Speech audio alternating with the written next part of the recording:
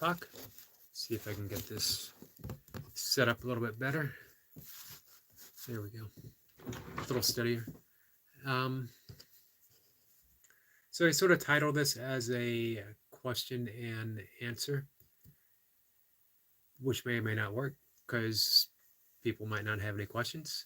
And I most certainly don't have many answers, if any, whatsoever. Um, Not even about things that you would think that I might. You can ask me questions like, why have I done something? Why am I at this particular point in my life? And you would think there would be answers, but honestly, there aren't. It's all basically a mystery. At some point in our lives, I think that we start to live more and more deeper into the very mystery of it all, knowing that we don't have answers. I think maybe, not that I'm considering myself a wise person, but I think we enter a certain stage in life, that point of wisdom where we're okay with not knowing. We don't need to know. I've mentioned before, um, certain Zen schools, particularly it seems Korean Zen, will foster that don't know mind. Um, I think it's Adyashanti who said the we may as well start with the don't know mind, as that's where we're going to end up eventually. It certainly does seem that way. We start letting go of specific identities that would have those type of answers, that would have any type of answers. It's not that you're living moment to moment, it's that you're living spontaneously, or you see it as all spontaneously arising. If everything is spontaneous arising, how can you actually have an answer for what happened or what occurred or anything? Now, of course, you have some obvious answers in certain fields, mathematics, history, things like that. But even that is sort of subjective. What side of history are we talking about? Because there's always a different perspective of history. We are taught one way, and we are taught to see it from a certain and very specific perspective. It doesn't mean that we're wrong, it just means that we don't see the entire truth.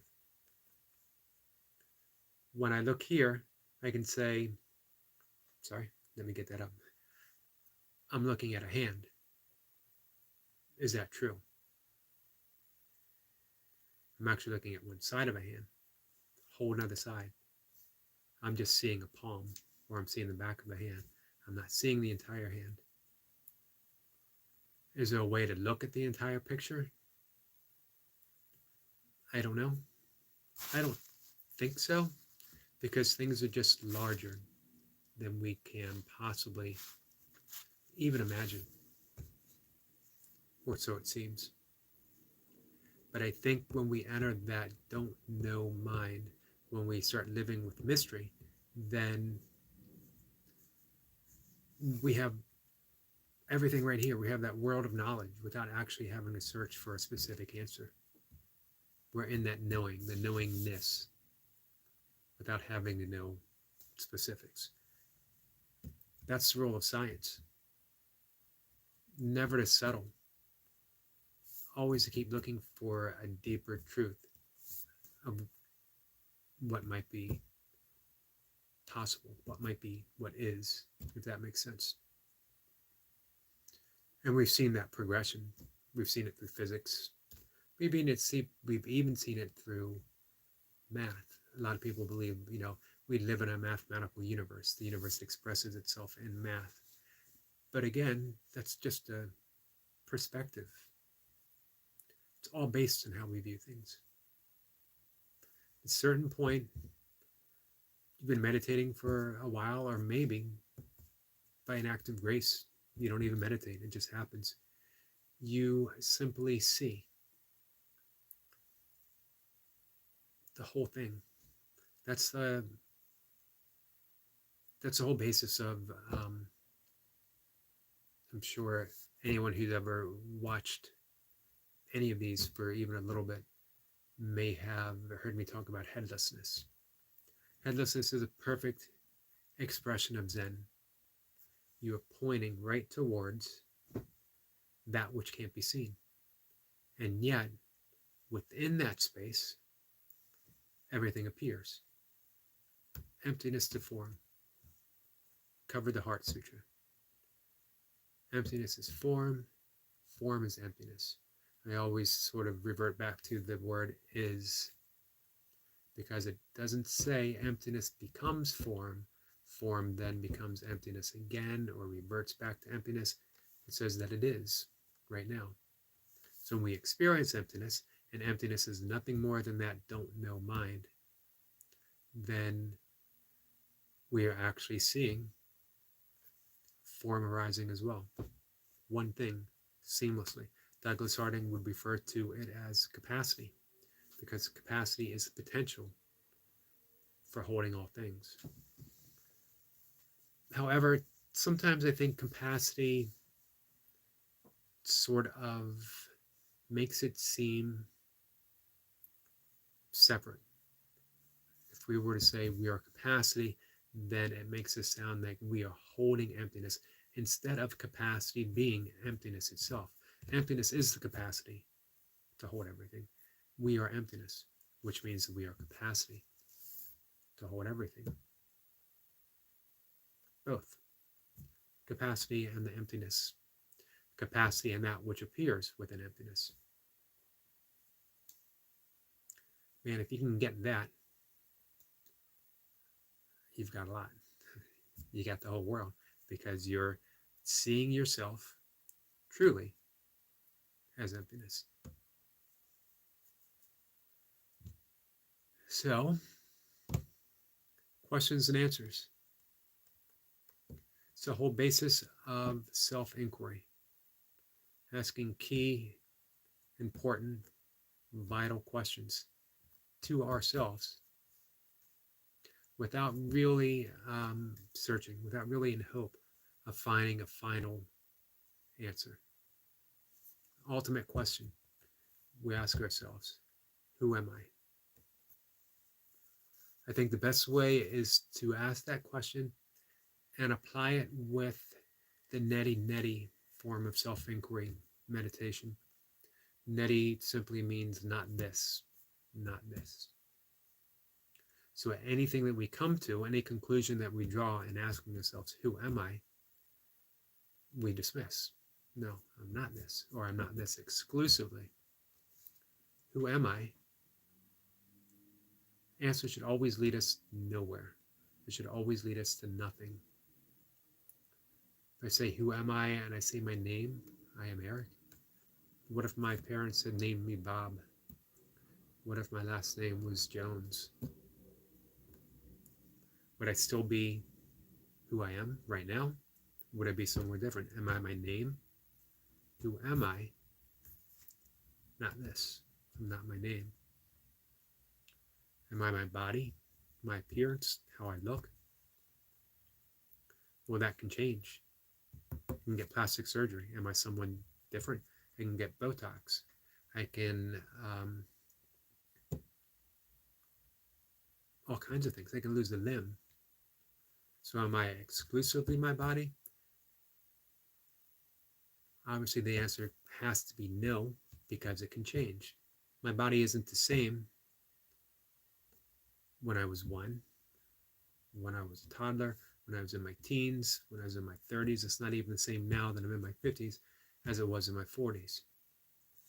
In the space of a year, 98% of the atoms of our body completely replaced. So how can I be the body if it's so easily replaced? If every atom which makes up my body is replaced by new atoms.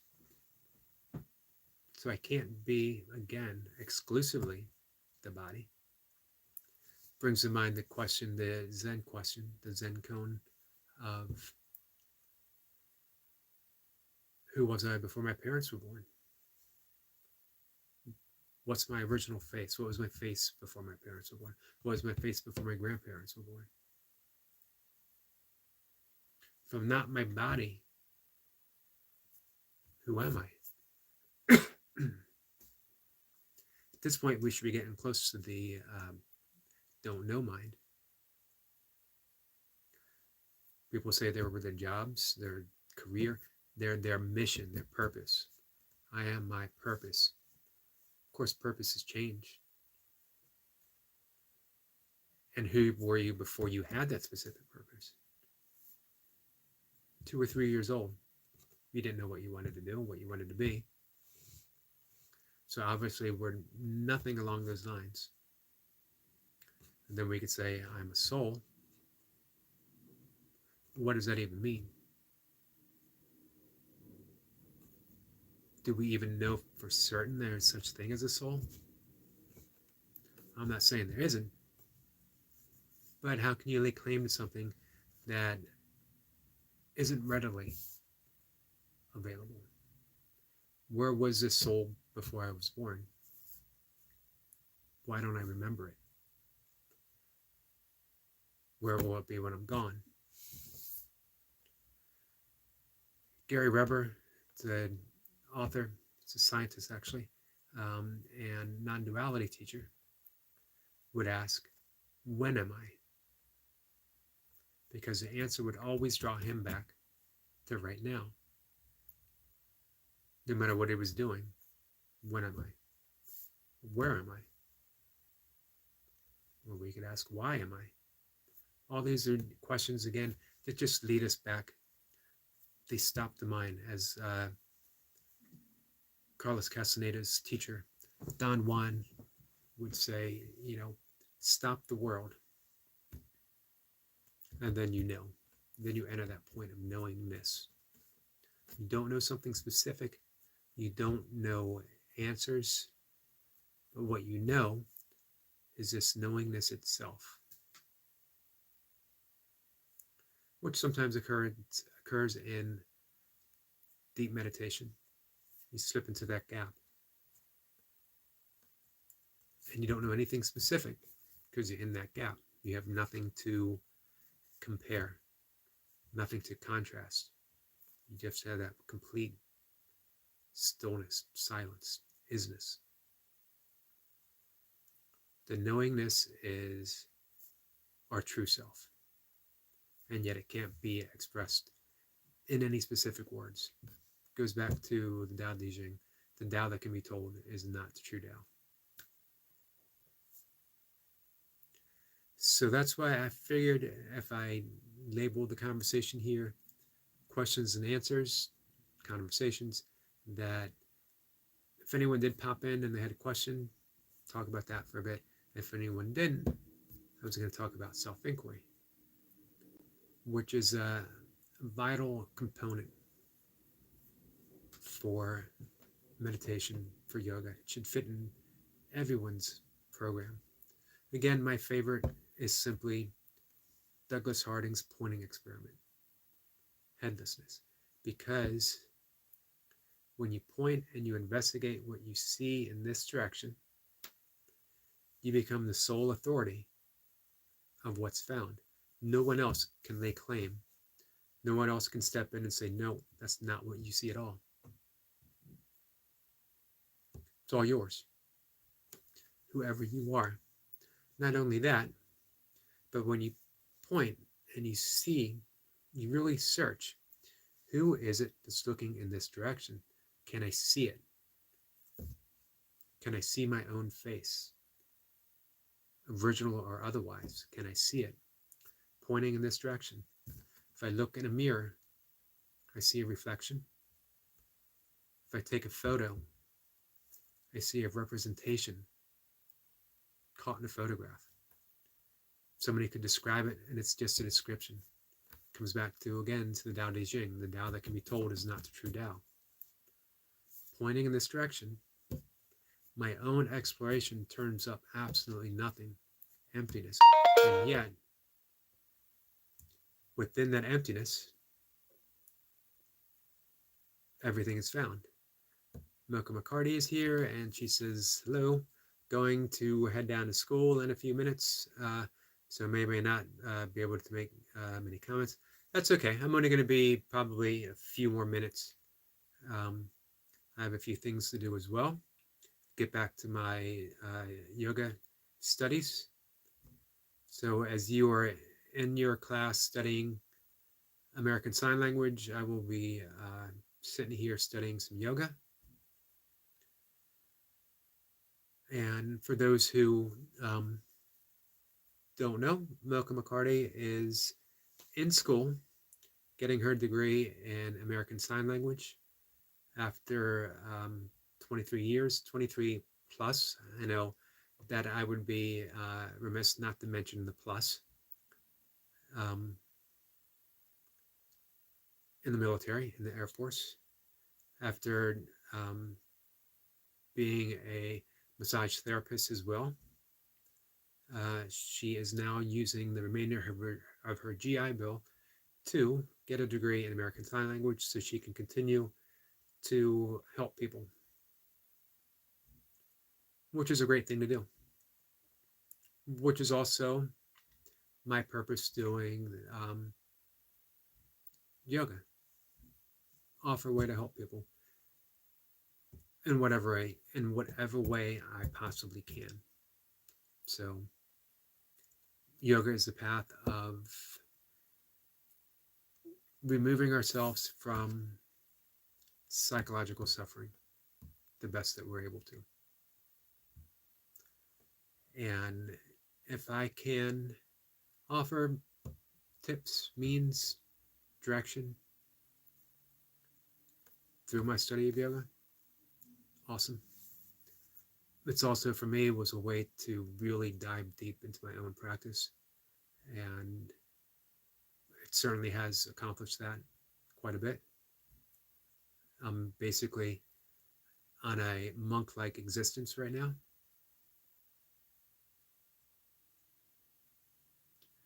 Milka says she needs some hand yoga to strengthen my hands and fingers. The sun salutation that you do on will definitely help with that as well, because you're pressing up through your fingers. We can introduce some stability movements like crow, which might be a little hard in yours though. And we can definitely do some mudras, some gestures, which will serve a lot of purposes. It'll strengthen your hands and your fingers, but at the same time, it'll introduce a meditative calming effect. So, as well as helping you channel some energy. So we'll definitely do some mudra work. If you remind me, we can work on it a little bit this weekend. So I will probably begin to wrap things up. If anyone does end up having watches this later and has some specific questions, just leave something in the comment box. I'm always happy to talk about anything that I've previously talked about or haven't talked about, answer questions about my own practice, answer questions about my own life.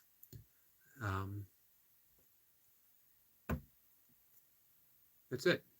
We'll keep this nice and short today, instead of me heading back into the headless pointing discussion. I think we have that pretty much covered. Although, as Milka would agree, I could basically talk about that I could talk about it at length for a very long time. The important thing, though, is to do it. It's to try it. Point. See what you can find. And then explore it. Not only that, you have an entire lifetime to explore it. There's no answers here. That's the amazing thing. There is just the exploration of the space of which you are appearing. I love how that sounds. So, all right, guys. I'm going to end it. Milka, have a good class. Drive safely. And I will see you later. Take care, guys.